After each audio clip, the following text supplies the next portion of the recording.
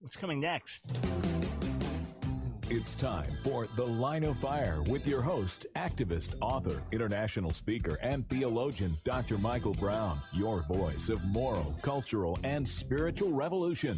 Michael Brown is the director of the Coalition of Conscience and president of Fire School of Ministry. Get into The Line of Fire now by calling 866-34-TRUTH. That's 866-34-TRUTH. Here again is Dr. Michael Brown. We're going to tackle some controversies today.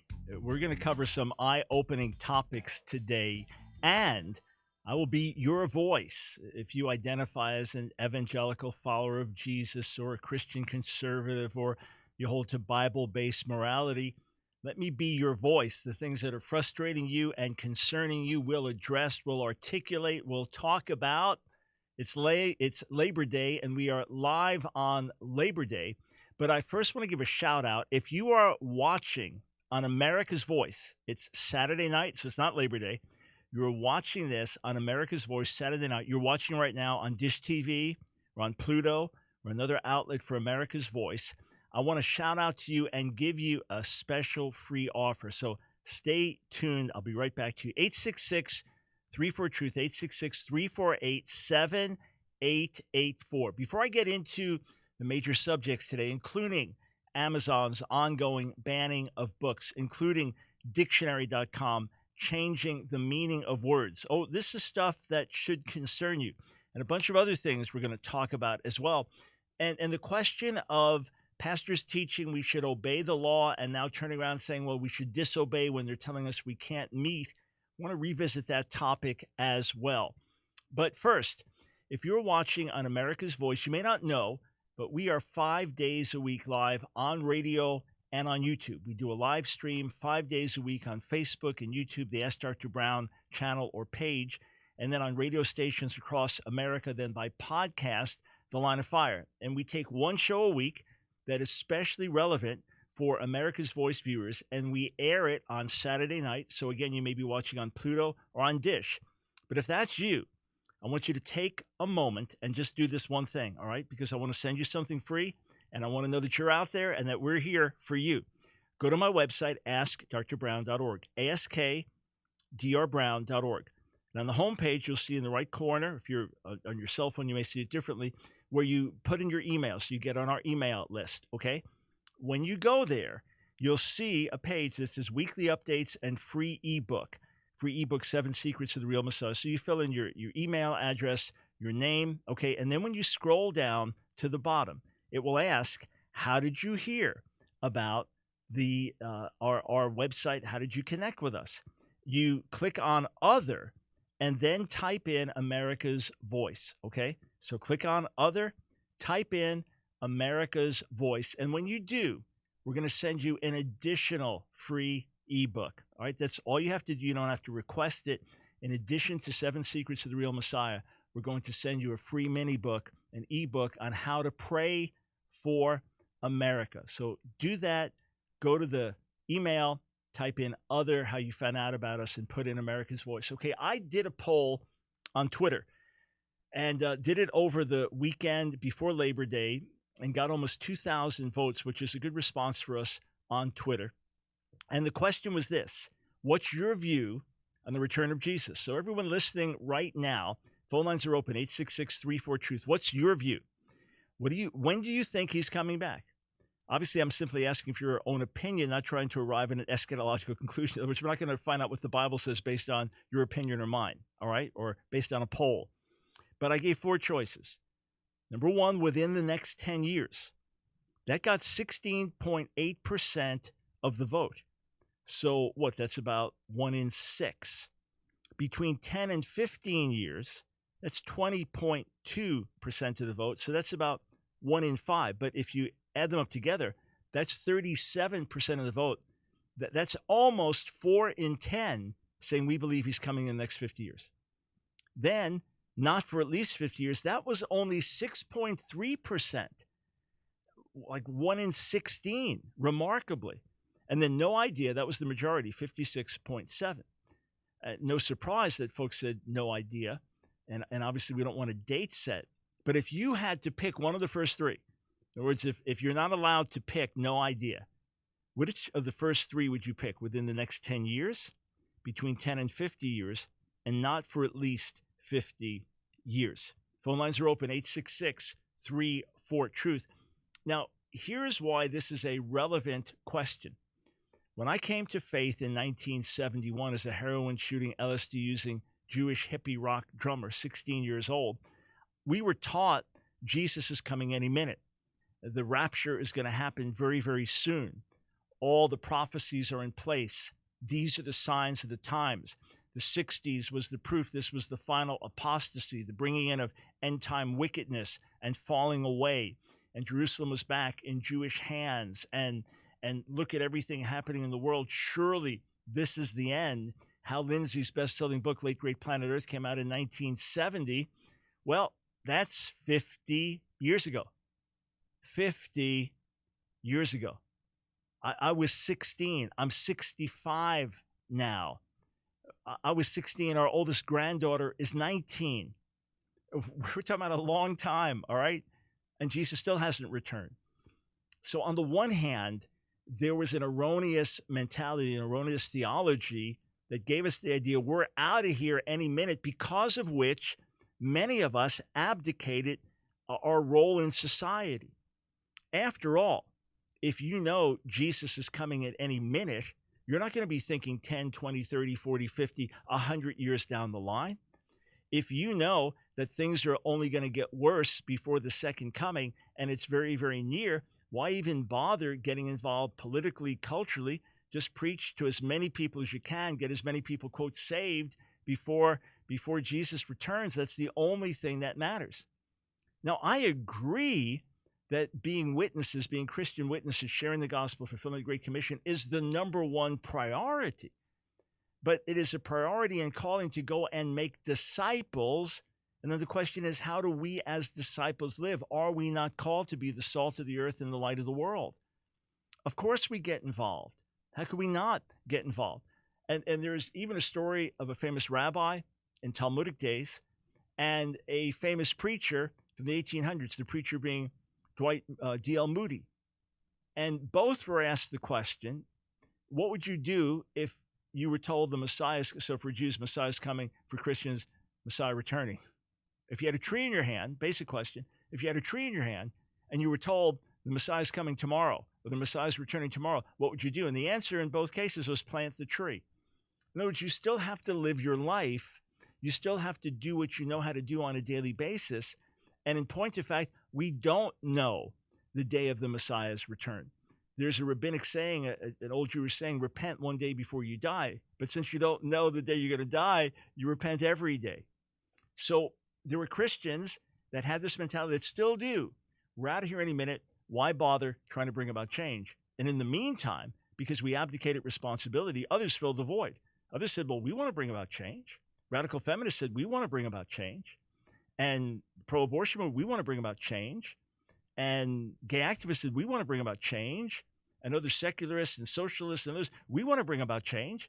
So they've been active seeking to bring about change in society, from pre-K through the universities, in the business world, in the media, and a host of other ways. And we thought, well, you don't want to mix the gospel with politics. You don't want to mix, religion with culture. And whereas everything intersects.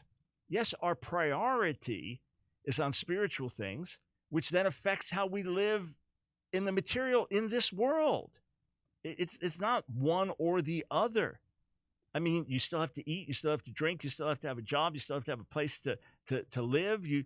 We still live in this world, and we are involved in this world, and we're called to make a difference in this world. So on the one hand, if you have the mentality that Jesus is coming in any minute and things will only get worse before he returns, then you might well abdicate political, cultural, social responsibility. What's the use of trying? Everything's going to get worse.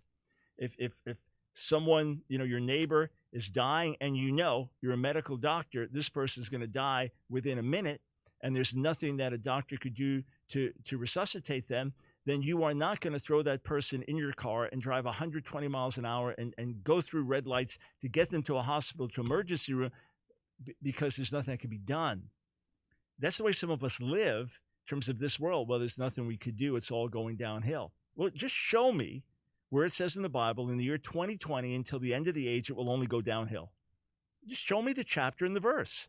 And how do we know how much time we have left? Now, on the other hand, we become complacent. We can live like everybody else lives. We can just live in this world. Hey, Jesus isn't coming for another 1,000 years. I mean, we have no idea. Why even think, get into these erroneous theologies and eschatologies and all kinds of end time views. And hey, we don't know. So just, live in this world and enjoy life. And what happens is we get seduced by the things of this world, and we make it as if who wins the Super Bowl is really important, or the latest score is really important, or what's happening on the stock market is really important, or whatever we do in this world is really important, and eternal things just don't matter. We get so focused in an earthly way that we lose sight of eternity. So what we have to do is we have to live. Here's the way you can boil it down. We have one life. That's it. One life. Maybe 80, 90 productive years. Who knows? That'd be a nice, long, full life, right? Being productive that many years. We have one life to live. And after that, whatever we do in this world will have eternal implications for good or for bad. That means what happens in this world is very important. And the role we play in this world is very important. And we want to live in a way that makes sense in the light of eternity. That when we look back 1 billion years from now, the way we live today makes sense. So there is an urgency with it. And of course, we don't know the exact time of the Lord's return, so we always live in readiness. But in point of fact, there's a sense of urgency because there's only one life, and people are dying, and there's pain and suffering in this world, and their eternal lives at stake, or eternal fates at stake. This is reality. So we live with a certain urgency. But we don't live with this any second, he's returning, and it's all going to get worse. Therefore, we don't do anything or just, whatever, just live in this world and become complacent. So let's live with a holy urgency, and let's make a difference for the gospel. Let's make a difference for God in this world. God's ways are best for everybody, politically, socially, culturally, educationally. To the extent we can follow his wisdom, things will go the way they're supposed to go. All right, we come back. We'll talk about Amazon banning books and dictionary.com changing the definition of words. We'll be right back.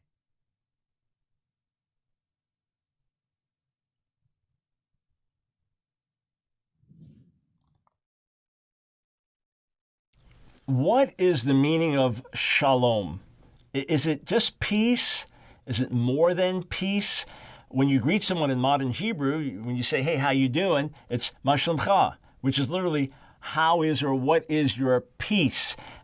How are you doing? But we use the word shalom there broadly. When you greet someone, shalom. When you leave, shalom. So it can have so many different meanings in modern Hebrew, but biblical Hebrew, what does it mean? Well, the root primarily does not have to do with peace, but with completeness or wholeness. A part of the root can be used for repaying or something like that, recompense. So the word itself is not about rest or peace as much as fullness, wholeness, completeness. And hence shalom is overall well-being. It is wholeness of life, wholeness of mind, body, spirit. A beautiful verse in Isaiah, the 26th chapter. It says this, and I'll quote it in Hebrew, Yetzer samuch titzor shalom shalom kivacha batuach. You keep him in perfect peace whose mind is stayed in you because he trusts in you. Perfect peace in Hebrew is shalom, shalom. So shalom is not just peace, but well-being. It is wholeness. It is not so much fullness in the sense of overflowing. There are other words for that. But the life that is blessed is a life at shalom. So it is peace because all is well. The false prophets would say, shalom, shalom, ve'ein shalom. They'd say, all is well, when nothing is well. To say, shalom li, it's all good. It is well with my soul. That's really the heart essence of shalom. And for a whole people, that's what it's talking about.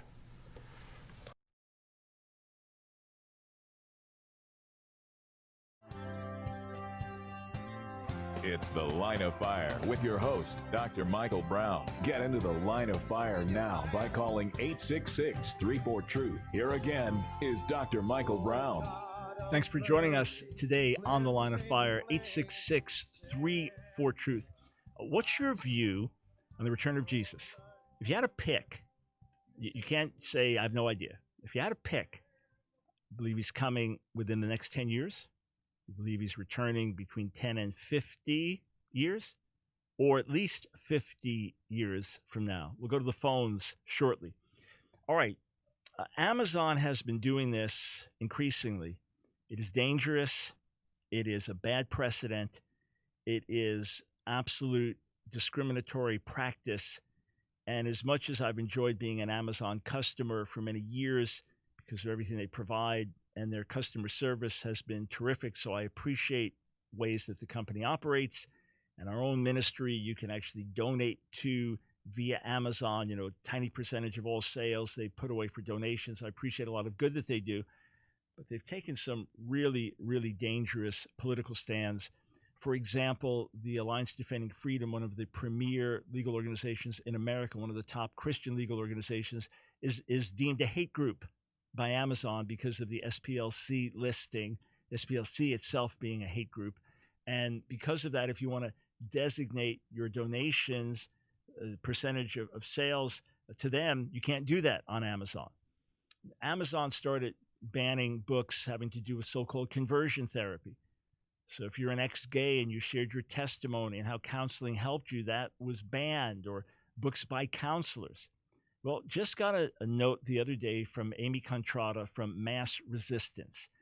And she's the author of a large compendium called The Health Hazards of Homosexuality. And the book endorsed by prominent physicians. And she says, Mass Resistance reports, cancel culture, our renowned health book suddenly banned by Amazon after 3.5 years of successful sales. The Health Hazards of Homosexuality, endorsed by prominent physicians, suddenly deemed offensive. Used around the world for hard-to-find accurate information. Wait till you see what Amazon does not consider, in fact, offensive. You can take action, see below. And she breaks this down, then says why this book is important. The mainstreaming and normalization of homosexuality has created a public health crisis affecting us all. This book documents in detail the enormous public health problems, both medical and psychological, associated with homosexual behavior.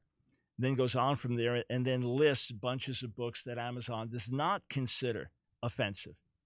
You say, well, that's offensive to talk about health hazards of homosexuality. What is offensive to talk about health hazards of smoking? Isn't that something that every pack of cigarettes has to have on it? It used to be advertised, promoted. You even have medical doctors talking about, oh, yeah, you look at the old ads. It's funny, but it's pathetic because they're telling people something unsafe was safe. All right. So here's a book that's documenting things, that's giving medical information, psychological information, access to journals, and that's what it's doing. It's not on every page saying you're going to hell if you practice homosexuality. It's not quoting scripture page after page. It's saying, look at the health hazards. These are real. Why is that deemed offensive? Well, it is offensive if you want to celebrate homosexual practice. It is offensive if you want to say there are no negative consequences. It is offensive if you are wed to celebrating this, but if you are wed to truth and facts, it's not offensive. It's helpful information. Oh, but hang on. Even if it is, quote, offensive, you know how many titles on Amazon are offensive to millions of people for different reasons? I'm not sure you can find thousands and thousands of titles of all kinds that just looking at the titles like, oh, that's offensive to me. But Amazon publishes it because it's a publishable book and it doesn't break certain laws. So you say, well, Amazon's independent. They can do what they do. It's a dangerous precedent. And we need to draw attention to it. I wrote an article about this. When was it?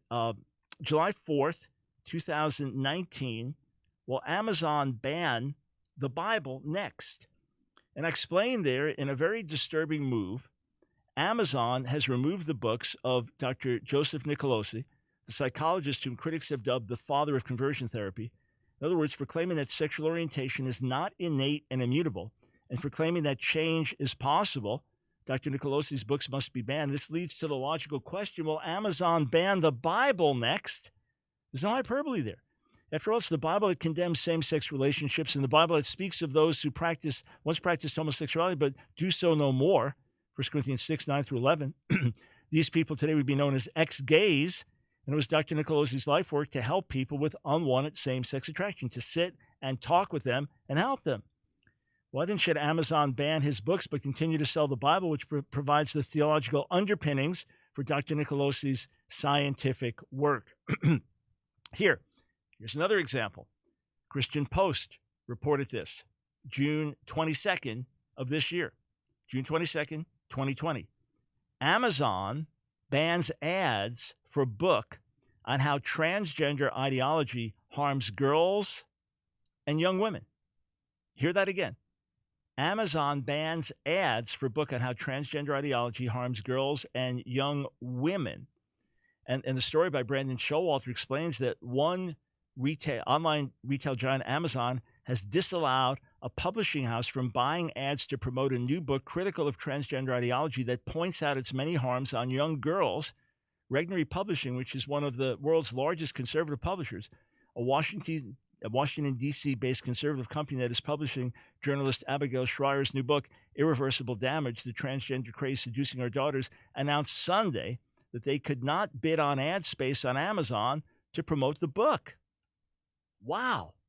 So Amazon bans books saying change is possible. Amazon has now banned a book outlining health hazards of homosexuality. Amazon has banned advertising for an important book, and all these books are important that I've just mentioned, for an important book about this transgender craze. It's just sweeping through. You'll have groups of teenage girls all identify as transgender together, and then you have younger people that are getting on hormone blockers. There are things that can ultimately sterilize them for life. Yeah, little kids making decisions where their parents saying, yeah, go ahead if that's how you really feel. Kids getting sex change surgery that are still teenagers. Then a few years later saying, what did I do? I mean, you've got a healthy young woman who's 20s, had double mastectomy, thinking, why did I do that? Or they're now sterile. What did I do? And there are more and more of them coming out with their painful and horrific stories. This is important. And Amazon says, no, you can't advertise the book. They didn't ban it, but they said you can't advertise it. Did I not say for the last 15 years that those who came out of the closet want to put us in the closet, want to silence our voices? This, friends, is the reality. If you don't push back, this could well affect your kid next. In fact, a major poll from California indicated that the vast majority of parents in California do not support giving drugs or sex change surgery to teenagers and young people that will sterilize them for life. Obviously, there are tremendous dangers inherent with this. Interestingly, and I'm not playing this to play political ads saying don't vote for Biden, vote for Donald Trump, or don't vote for this candidate in Michigan, but vote for the Republican candidate.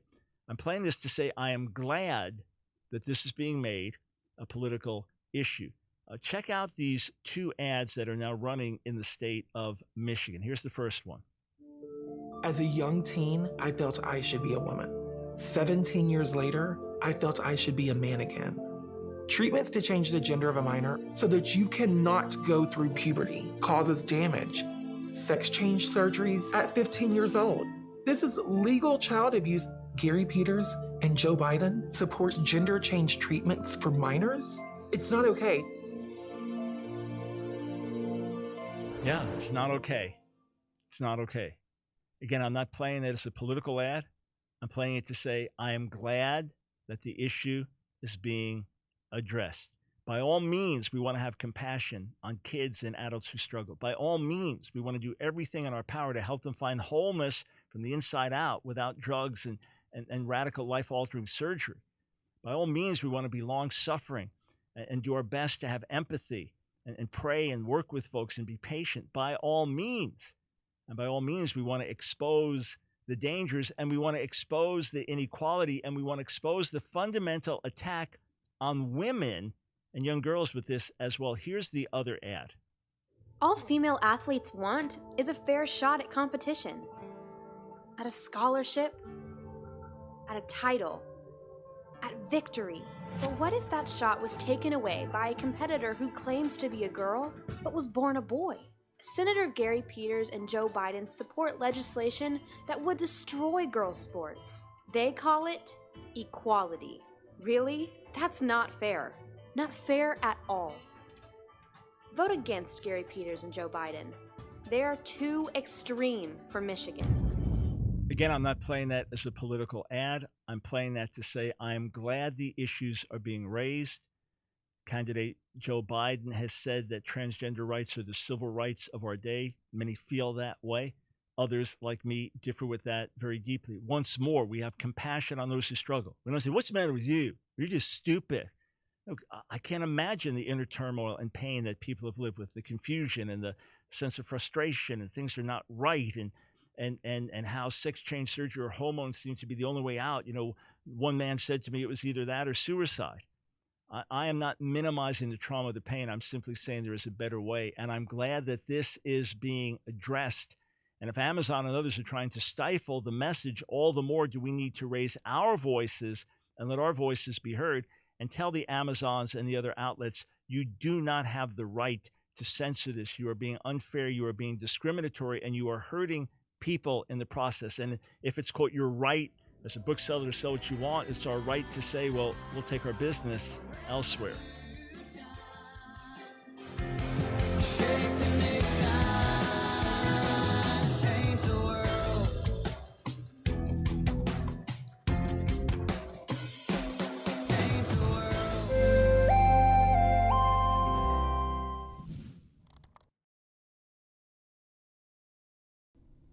Is it true that all sins are equal?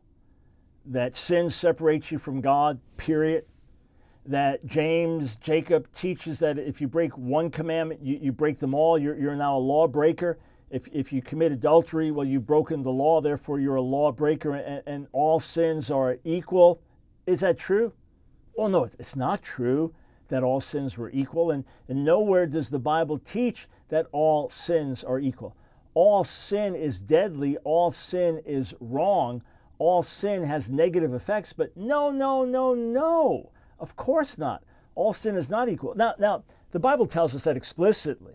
For example, in John, the 19th chapter, as Jesus is dealing with Pontius Pilate, he says this in John chapter 19. He says that the people that delivered me over to you, they've committed the greater sin. He said, you would have no authority over me at all unless it had been given you from above. Therefore, he who delivered me over to you has the greater sin. There is such a thing as greater sin. In Matthew 23, Jesus speaks to religious leaders and said, okay, you tithed scrupulously, you gave okay, you did that, great. He said, but you neglected the weightier matters of the law, justice, mercy, and faith. One of my colleagues likes to explain it like this.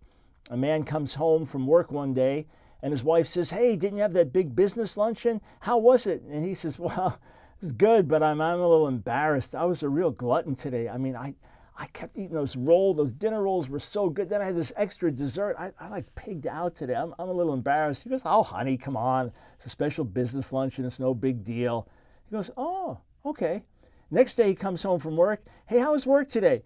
Well, good. I mean, I had sex with 3 different ladies during the day. I just kind of went off with these different ladies. I had sex, but, oh, is she going to react the same way to that she reacted to the overeating the day before? Obviously not. And when you go back through history and look at how God judges Israel, he doesn't judge them because I had a wrong thought. No, he judges them because they were murdering each other, because they were sacrificing babies to idols. He judges them because of the evil they committed on a serious level and on a repeated level over a period of time. Which is worse? If I think a wrong thought about someone, or if I carry out that thought and then I carry it out repeatedly? Obviously, all sins are not equal. Jesus died for all of our sins because sin, period, separates us from God. But no, all sins are not equal. Common sense tells you that. The Bible tells you that as well. Even speaking of some sins that are unto death in a unique way. It's The Line of Fire with your host, Dr. Michael Brown, your voice of moral, cultural, and spiritual revolution. Here again is Dr. Michael Brown. Friends, we need it. We need a gospel-based moral and cultural revolution. America's at a tipping point. America is about to go over the edge. Interestingly, both parties are saying this is the most important election. If you want to save America, you have to vote Democrat, you have to vote Republican. My take is that even with Donald Trump reelected 4 more years, that doesn't save America. It just gives a bit more of an opportunity for freedom of speech and conscience and religion, where the church better start doing its job and living out according to its convictions, and quit being hypocritical and superficial and cowardly, and stand up and speak up and do what's right and impact the world around us. Otherwise, we're in big, big trouble. 866-348-7884.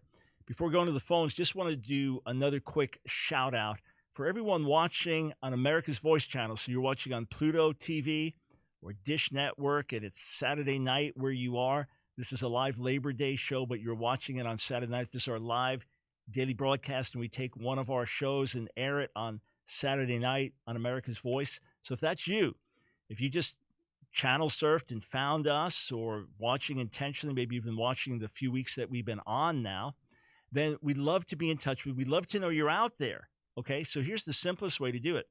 If you go to my website, AskDrBrown.org, you'll find thousands of hours of free resources, of articles, videos, teachings, debates, all kinds of stuff. You'd spend years digging in the material there. AskDrBrown.org. But we want to send you 2 free ebooks. So here's what you do. These are mini books, easy reads, very powerful.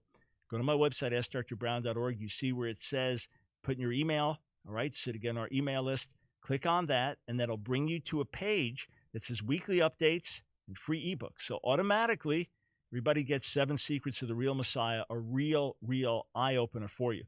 Scroll down to the bottom after you fill out name, address, if you want to put address in.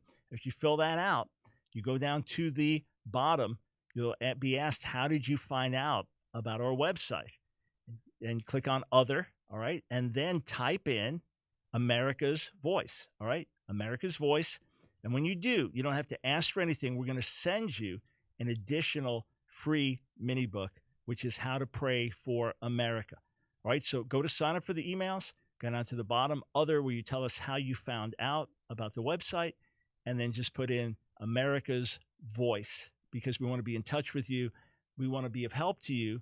We want to serve as your voice of moral, cultural, and spiritual revolution. Before we take you to more disturbing news, disturbing, but these are things that should cause us to be awakened to action, things that should stir us to take a stand and speak out. I've asked the question, tweeted it over the weekend, when do you believe Jesus is returning?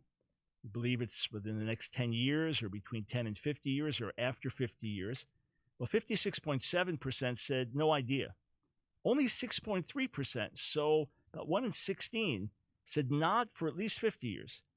And then 16.8% said within the next 10 years, 20.2% between 10 and 50 years. That means 37%, so almost 4 out of 10, believe Jesus is coming within the next 50 years. I want to get a few takes from you, and then we'll get over to dictionary.com and their new vocabulary. So we go to Mickey in Rockford, Illinois. What's your take, Mickey? So, first of all, Dr. Brown, I want to say that I'm so thankful for you, for your ministry, for everything that you help represent. And my personal take is that I think he's not coming for at least 50 years. Mm-hmm. I listened to Jeff Durbin on Ali Beth Stuckey's podcast, and he makes a compelling argument for post-millennialism, and he says that he thinks that the church is in its infancy, and so that's probably the way that I would lean right now. Got it. So the post-millennial view would say that the church, through the preaching of the gospel and godly living, will impact and influence the entire world until the entire world comes into obedience to God, and basically the kingdom of God is unveiled through the preaching of the gospel. And at the end of that, Jesus returns. That would be the basic view, correct? Got it. Hey, Mickey, Yeah. Thank you for the kind words, and thank you for weighing in. I appreciate it. 866-34-TRUTH. Let's go to Orlando in High Point, North Carolina. You're on the line of fire. What's your take? How you doing, Dr. Brown? My take is, when he was here, he left 33 years after. So if he was born on 6 BC, more likely, first of Nisan, I would think that he'll come back around 2027. That will bring us to the brink of the tribulation, if there is a tribulation. And if you're post-trip, so it'll be 7 years. If you're mid-trip, 2 or 3.5, and if you're pre-trip, you're about ready to fly. All right, and let me ask you this, Orlando. How do you get the 2027 date? How does that connect to? So you're saying because he lived 33 years that he'll come in the equivalent of 2,033 years later? Right. Yeah, 2 days after. 2 days. Okay, two symbolic days. Got it. All right. Hey, I appreciate the call, Orlando. So there you have one saying coming very quickly, and you have the other saying not coming for perhaps many centuries. So where does that leave us? We'll keep studying Scripture, but it leaves you with this. Here's what we know. We have one life. We have one life. That we know. We have one life, after which we will be accountable to God. There is no reincarnation. There is no transmigration of souls, as mystical Judaism teaches. There's not coming back over and over until you get it right. Nope. That's not biblical truth. And whatever. It's a whole other subject, but we're not going to go there. But what we do know is we have one life, and we have one life to live for the Lord. The famous words of C.T. Studd, only one life, 'twill soon be past. Only what's done for Christ will last. If you want to weigh in, by all means, give us a call. I'm not going to argue with you. That's not my point, to debate the issue, but to get your take. I wrote something a couple years back when InfoWars was censored by YouTube. And I'm not an InfoWars fan. I've only listened to Alex Jones a little. I'm not an InfoWars fan. I know he's very popular in some circles, but I've never been into InfoWars, all right? Sometimes they're reporting. There'll be some great articles that really expose some things going on, but otherwise, I'm not an InfoWars guy, okay? So it's not like when InfoWars was picked on, they're picking on my guy or my team or my camp. But I had a real issue because my question was, what's coming next? And many of you know the famous poem by Martin Niemöller. First they came for the socialists, then wasn't the socialists, I didn't speak out, they came for the communists, came for the Jews, whatever the order is, and I didn't speak out because I wasn't a Jew, I wasn't a socialist, I wasn't a communist. Then they came for me, and there was no one left to speak for me. And if you read biographies of Dietrich Bonhoeffer, Niemöller opposed Nazism, but he wasn't willing to take radical steps enough. He didn't recognize how wrong things were or how compromised much of the Lutheran Church was until it was too late. So I wrote this saying first they came for InfoWars, and I did not speak out because I found them offensive. Then they came for Geller and Spencer, meaning Pamela Geller and Robert Spencer. Then they came for Geller and Spencer, and I did not speak out because I found them obnoxious. Then they came for PragerU, and I did not speak out because I found them opinionated. Then they came for a host of others, and I did not speak out because I have my own life to live. Then they came for me, and there was no one left to speak for me. We bring these issues up because it's going to come your way. It is going to come your way. It is going to knock at your door. You will be impacted. You will be affected. Therefore, we need to do what's right. But either way, we need to do what's right because it's right. So, dictionary.com. Are you ready for this? Here's the gay website, out.com, celebrating the news. Dictionary replaces homosexual in largest update ever. Now, by the way, I find it revealing.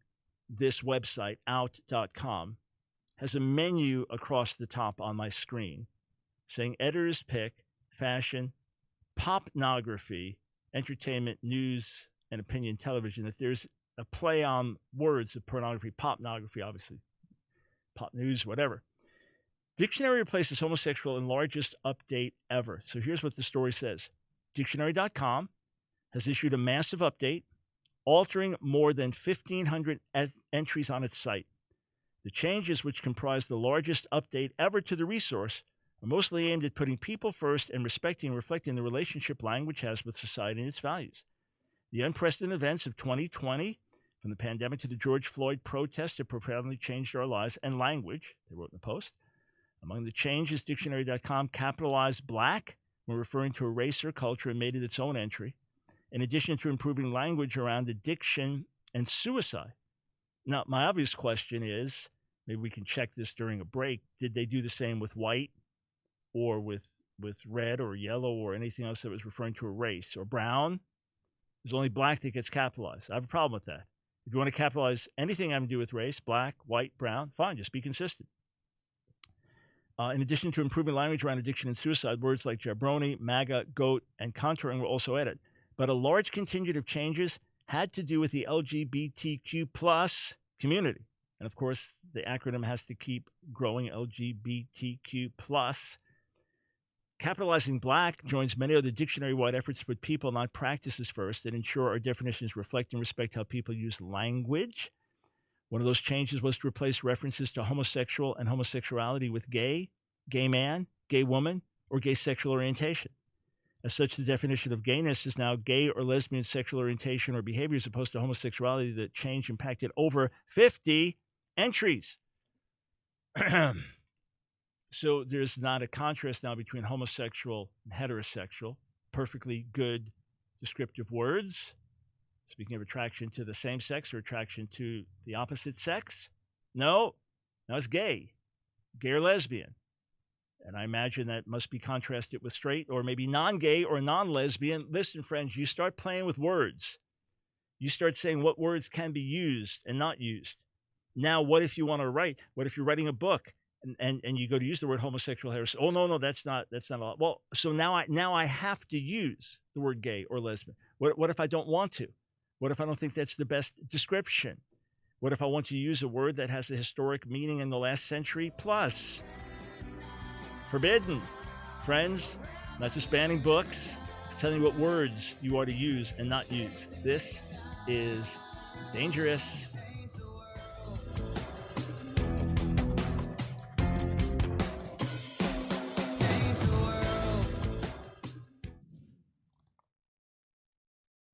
When we think of Judaism, we're not just thinking of one whole faith that is the same in every way. Just like within Christianity, you have Catholics, Protestants, you have Eastern Orthodox. Within Protestantism, you have evangelicals, you have Pentecostals, charismatics. You have these different groups and subgroups. It's the same with Judaism. In ancient times, as well as today. So today, the three main branches of Judaism are Orthodox, conservative, which does not mean morally conservative, but Orthodox, conservative, and Reform. Even to the left of Reform is Reconstructionist. To the right of Orthodox is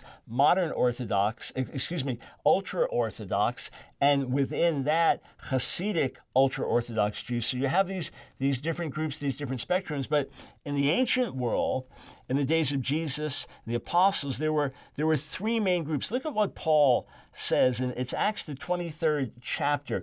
When Paul perceived that one part of the Sanhedrin, one part were Sadducees and the other Pharisees, he cried out in the council, "Brothers, I am a Pharisee, a son of Pharisees. It is with respect to the hope and resurrection of the dead that I'm on trial." When he had said this, a dissension arose between the Pharisees and the Sadducees, and the assembly was divided. So he knew the differences. So the Sadducees held to the 5 books of Moses only. They did not believe in the future resurrection of the dead. They were temple-based. The Pharisees believed that they had oral traditions that were passed on through the generations. They ultimately said going all the way back to Moses, and they wanted all Jews to live in a sense of ritual purity security, and they established synagogues in different areas. They're the ones that survived. Orthodox Jews today can trace directly back to the Pharisees. And then the Essenes, Qumran, Dead Sea Scrolls, they separated from the other groups and lived in a monastic way. Dr. Michael Brown, your voice of moral, cultural, and spiritual revolution. Get into the line of fire now by calling 866-34-TRUTH. Here again is Dr. Michael Brown. Friends, there was a reason that Canadian professor Jordan Peterson, before he became internationally famous as a conservative intellectual, there's a reason that he pushed back at his university in Toronto when he was told if a student wants to identify as she, even though the student's a biological male, you must call the student she. If the student wants to be called by another pronoun, you must do that. There's a reason he pushed back. It was not simply that he rejected the ideology, but having studied communism for many, many years, he understood the thought police. He understood the danger of controlled speech. And that's the biggest reason he pushed back against it. I just typed in the words in a search, he who controls language, and a bunch of quotes came up. He who controls language controls the masses. He who controls language controls thought. Whoever controls the language controls the conversation, controls the debate. In George Orwell's 1984, he who controls the language controls the argument. So for many years, it was considered wrong, politically incorrect to say homosexual. And we were told, no, you must say gay or lesbian. Now, I would use terms gay or lesbian for two reasons. I would also refer to homosexuality when appropriate, but I would refer to gay and lesbian for two reasons. One, in order to reach people that I'm trying to dialogue with and reach out to, use terminology that was preferred. And the other, for the larger audience that was secular, that didn't share my conservative religious beliefs, I just wanted to talk in terms that would get us into the conversation together. So on the one hand, trying to reach gays and lesbians and have a reasonable discussion. On the other hand, just the general wider audience, why push them away unnecessarily? Let's get to the truth of matters, and if that pushes you away, fine. But bottom line is that it really didn't do any good. Oh, it's helped me to reach people individually, for sure. That's been positive. But I'm still vilified. I'm still hated. I'm on the hate list from SPLC to GLAAD to HRC, etc. So bottom line is that the vilification, the hatred is going to be there because the fundamental stand says, I do not affirm same-sex relations. I do not find them equivalent to heterosexual relations.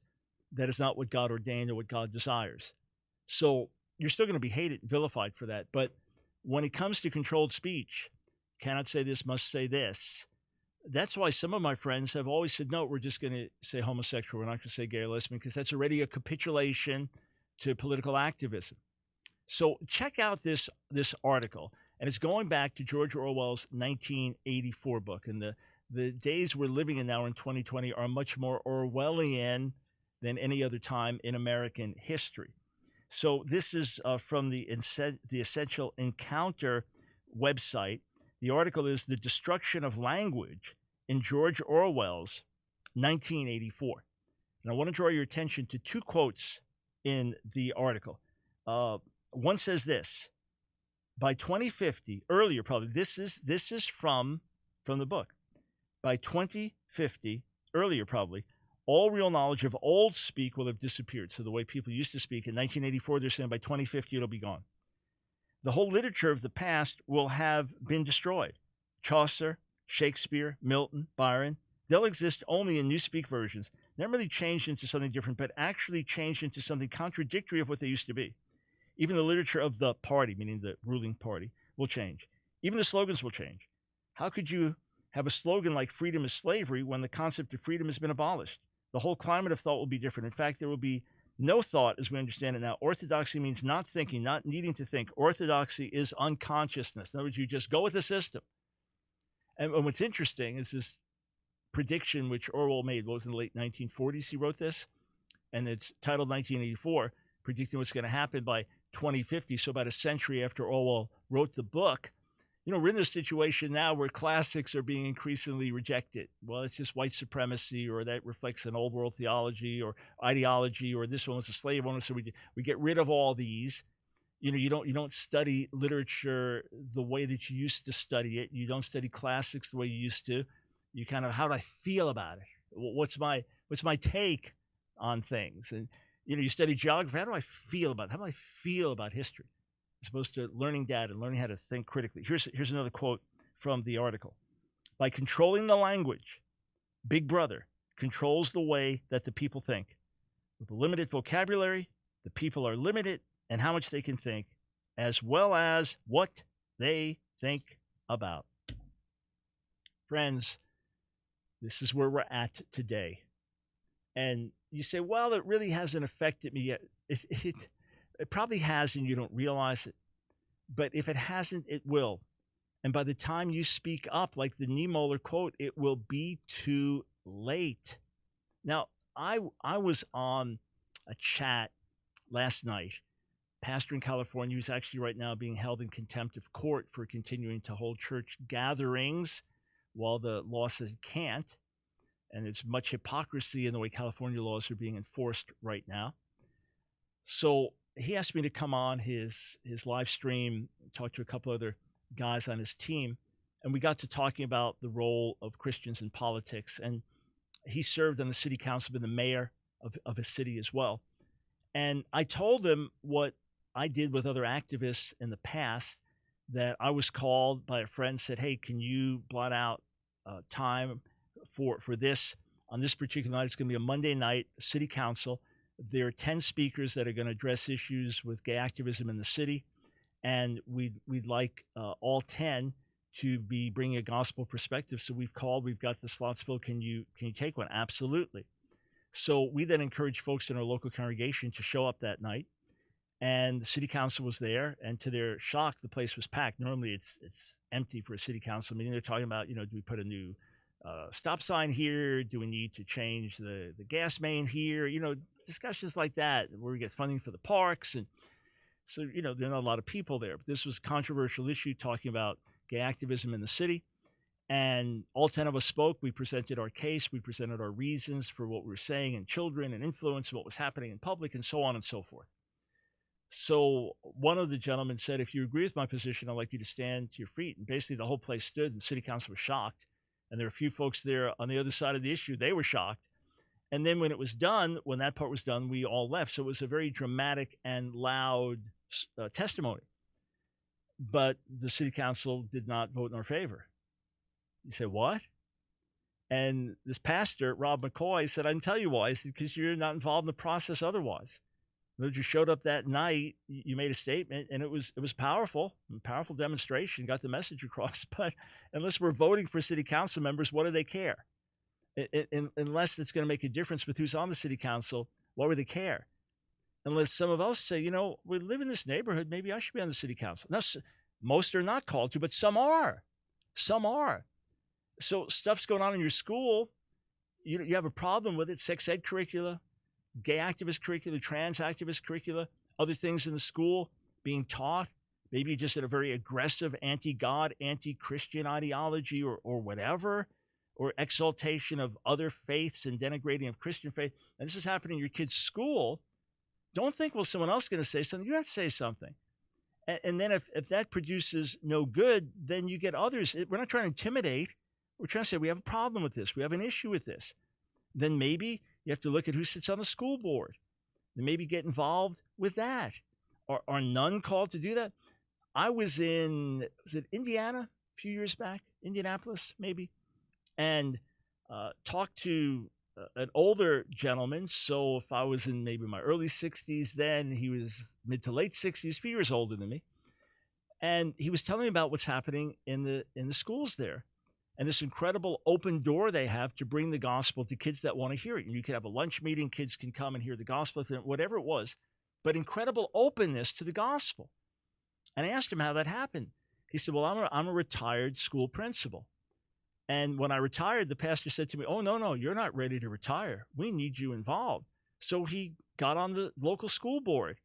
Then some other godly believers got on the local school board and had a positive influence. It's not enforcing things on others. It's not saying you must conform to this or that, but it's giving opportunities. It's giving freedom.